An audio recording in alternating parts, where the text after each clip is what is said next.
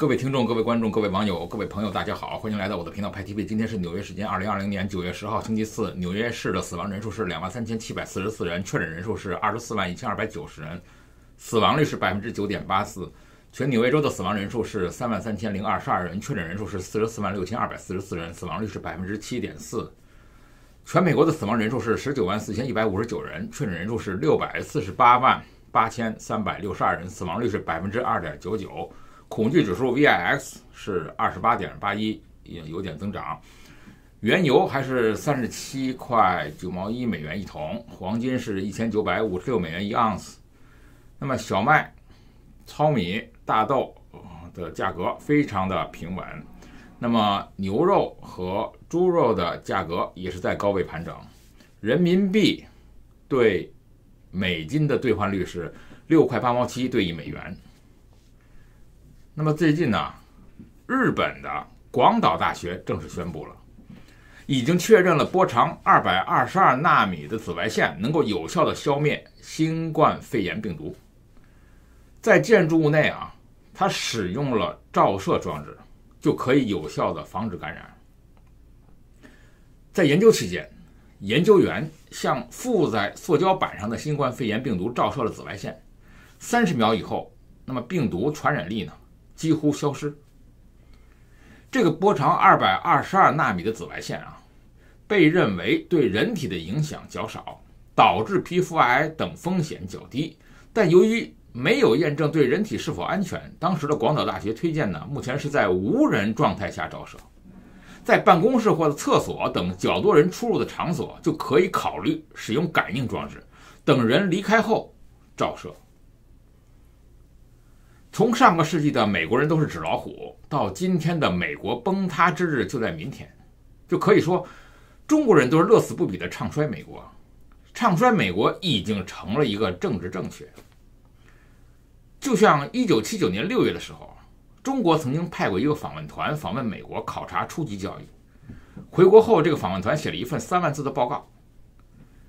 当时啊，这个报告我看了一下啊，比较了4点。第一呢，他说美国学生无论品德优劣、能力高低，无不趾高气昂、踌躇满志。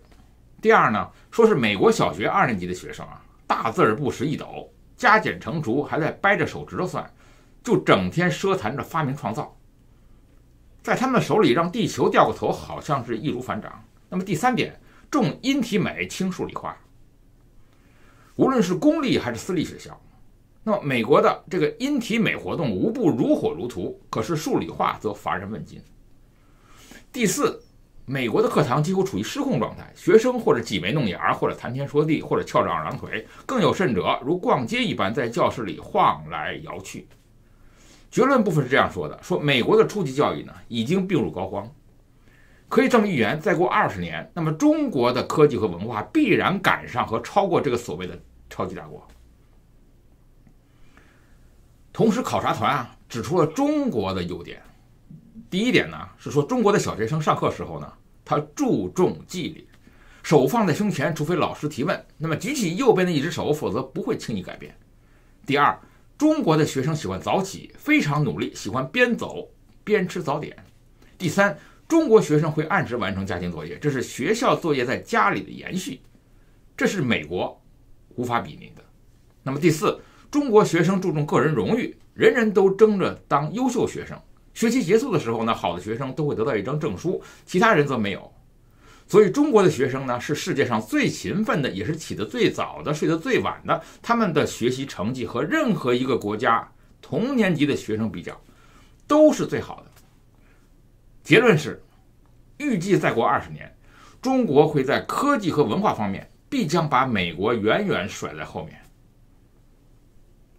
可是41年过去了，美国病入膏肓的教育制度呢，已经培养了376名诺贝尔奖获得者，还有797名知识型的亿万富豪。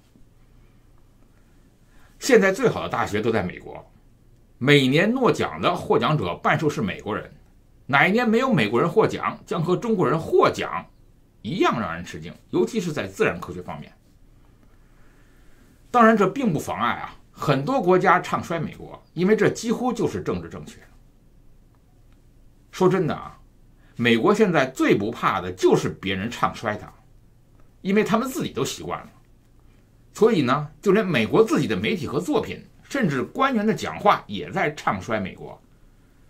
不少的美国电影，尤其是灾难片，经常会出现白宫被夷为平地，总统冲着敌人下跪，那么美国被毁灭的镜头。那么从美国的前宗主国英国开始啊，到后来是纳粹德国、日本、北韩、中国、前苏联、伊拉克还有利比亚，这些不都是曾经要唱衰美国的国家吗？在英王乔治三世看来，华盛顿、富兰克林、杰弗逊这些所谓的美国开国元勋们，就是一群这个无耻的叛徒和汉奸，他们当然是叫英奸了。当然美国就这么独立了。接着是德国纳粹、日本军国主义唱衰美国，他们觉得就算是美国参战，以自己的实力完全可以控制局面，所以德国炮轰美国的货轮，日本偷袭美国的珍珠港，最后的结果，希特勒在地堡里自杀了，日本吃了2颗大大的原子弹。之后苏联又开始唱衰美国，在苏联的历代领导人眼里啊，美国就是一个虚伪的、没有凝聚力的、不务实的国家。可最后结果是自己解体了，美国再也没有对手了。当然，苏联解体后的委内瑞拉啦、伊拉克、利比亚啊，这些系列的国家，它接过了美国崩塌的衣钵，但这些国家非但没有成功的唱衰美国，反而要么沦为美国的小兄弟，号称盟友，要么就是政权被消灭了，弄得美国人自己都习惯了那么崩塌或者衰败的这种论调。美国走上世界的霸主地位以来啊，8次唱响了衰落歌，它的作用不亚于奋进曲，几乎在每一次美国衰落论之后，又是美国的一次改变、一次转机、一次提升。美国的衰落歌就是美国的警钟歌，也是美国的冲锋号。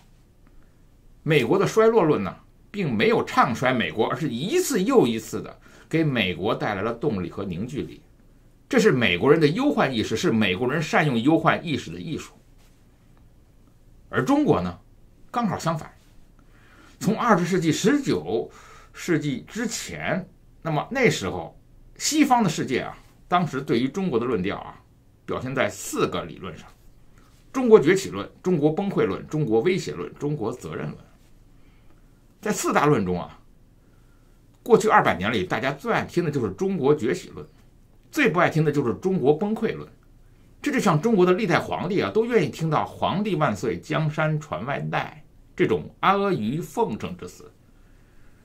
当然他们知道这是假话，但是依然很受用。其实我想想啊，美国真的有一天衰败了，你真的能够确定中国肯定会崛起成为世界第一吗？这从逻辑上呢，也确实没有什么必然的联系。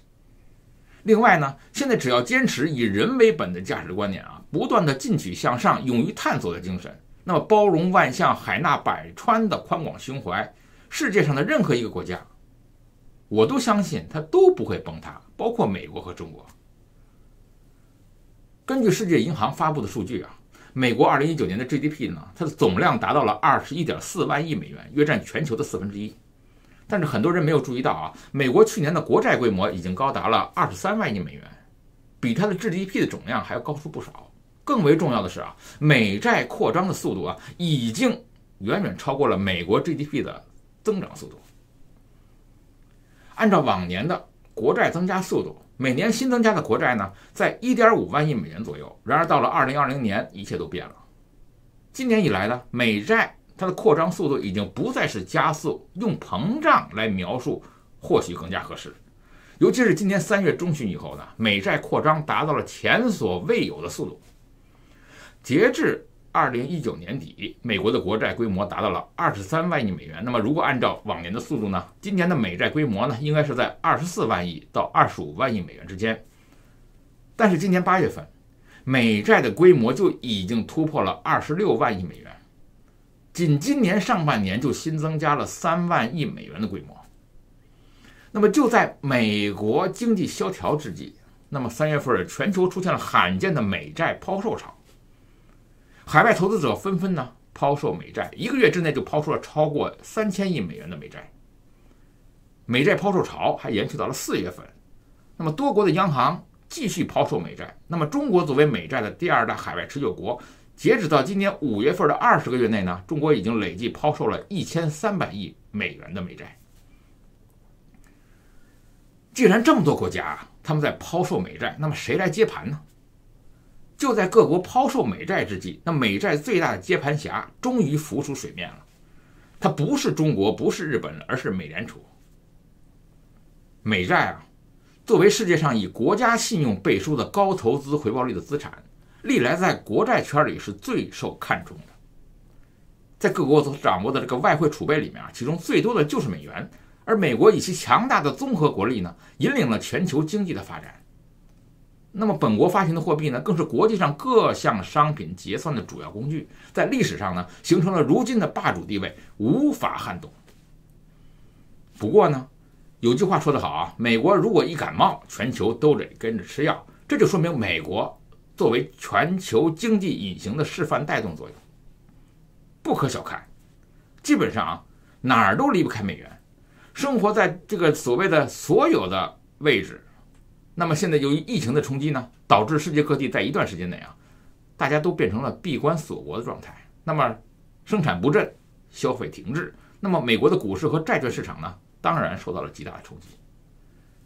美元超发贴补居民家用的力度呢，史无前例。这时候很多人就开始看衰美债了，认为拿在手里的是亏损状态，不如一抛了之。然而对于美债的信心下挫呢，其实是没有道理的。因为其他国债和理财产品呢，是根本无法替代的。我们要了解美债的意义呢，就得清楚美元的地位。但凡某一个主权货币能够成为硬通货，与日常交易活动是密切相关的。目前国际当中的各项大宗的货物比如能源、粮食等等，都要采取美元支付的。如果你要使用其他的货币呢，还需要折算为美元才能生效。所以美债就是为了避免这种风险而进行的基础性的投资。毕竟事关国计民生的资源呢，要是无法保证，就会对社会的安全构成了巨大的冲击。而在当下这个微妙的状态中呢，粮食危机和能源匮乏的风险并存，所以人们的警惕性更加高涨。可以说美元就是大家手中的救命稻草，它的地位呢，等同于纸黄金。如果抛售美债等能够导致了美元匮乏的话呢，那么其他的国家损失可能会更大。如果有人想要做空美元，通过抛售美债强行让美元贬值的话呢，也是一个天方夜谭的想法。毕竟美联储就是发行方，全世界的接盘侠，基本上没有哪个国家有这种能力，而且一旦抛售美债就会使美元持续贬值。那么持有者如果一次不出清，就等于手里的存着的就要面临加速贬值的风险。类似杀人1万自损3000的伎俩，真是得不偿失。在中美贸易战开打的时候呢，相关专家本身就是提出这种奇招，认为抛售美债是杀手锏，是个大杀器，一定会迫使美国方屈服。我们听到了金灿荣提出这种意见。他们以为找到接盘侠是不容易的，但是呢，销售的人呢，必须得大出血认亏才能出局。回头来看，这是无疑抛售美债上演了一出自残的行为。现在美债的规模还很大而每天的交易额呢，就是5000亿美元左右，它的波动是不大的。而美联储为了应付经济危机，避免走向萧条，采取的就是量化宽松的政策。美元的供应呢，是非常充足的，因此现在抛售美债是不值当的。当然了，往往中国人看美国，因为是制度文化的不同，常常会产生一些误解。我们知道美国有50个州是不是可以看作是中国的省呢？那么美国的州长是不是相对应中国的省长呢？其实并不是这样。我们知道美国的州长是不听总统的话的，在美国这太正常不过了。因为州长的权力很大，大到可以不服从美国总统的政令。所以美国的州长和总统是什么关系呢？美国是一个联邦制的国家，50个州，实际上就相当于50个国家。除了外交等少数权力归联邦政府以外呢，各成员享有高度自治的权利。他们都有自己的宪法和议会。说白了，整个美国呀，它就是50个股东成立的一个大公司。各个州呢是股东，宪法是公司的章程，参议院是股东会，众议院就是工会。那么联邦政府就是公司的管理层，总统就是总经理，各州州长就是股东代表。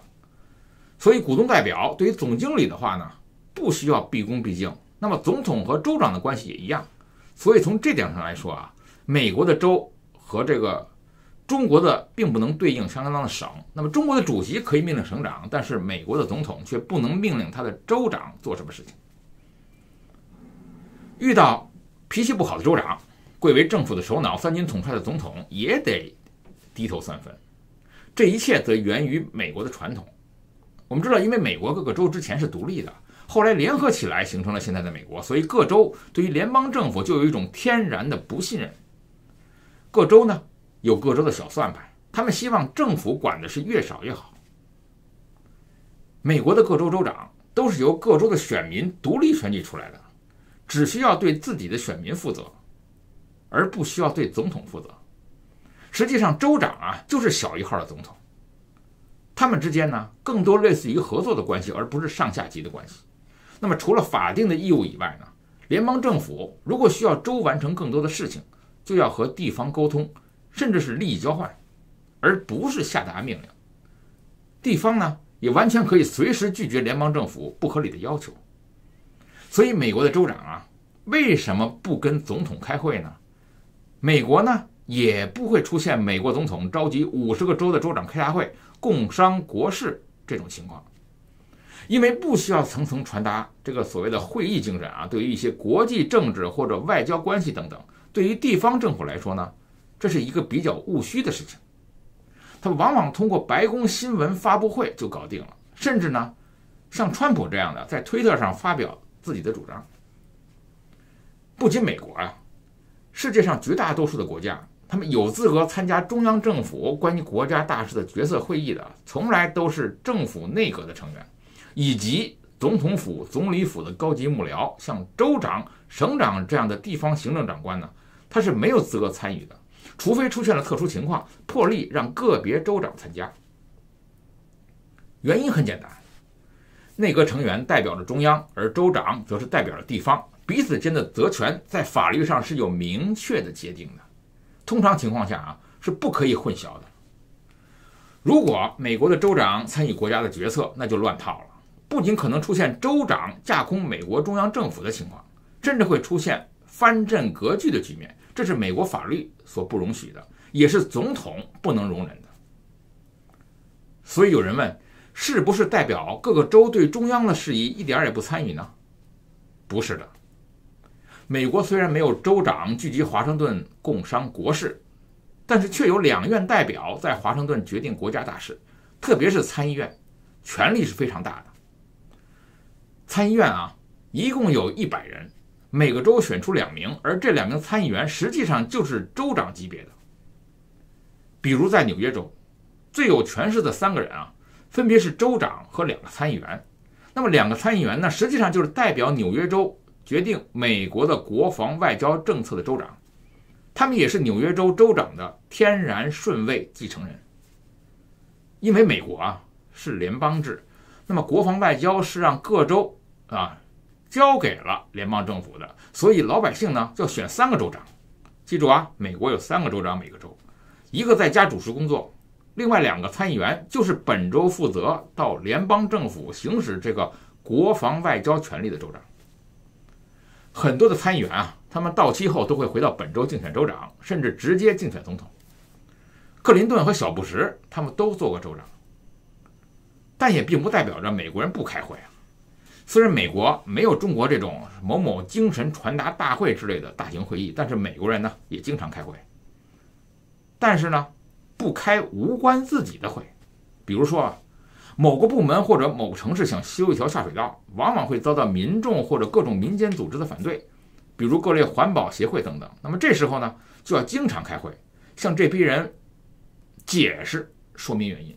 请求他们的支持。美国的某个州啊，比如说引进了一个风电项目，那么各种论证花了5年时间，就要全部完成可以开工的时候呢，当地一个环保组织反对说，这个项目可能对于过往的鸟类造成伤害。随后又得花1年的论证，通过观察并仔细记录后研究，这个项目对于鸟类的影响比较小，可以建设。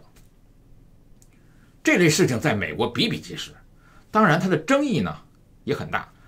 好处是社会更加和谐，坏处是效率极低。美国的各级政府啊，主要开会就是研究这个。中国比如说用5年修好一条高铁，那么美国可能需要50年，因为中央政府决定的事项呢，地方都可以否决。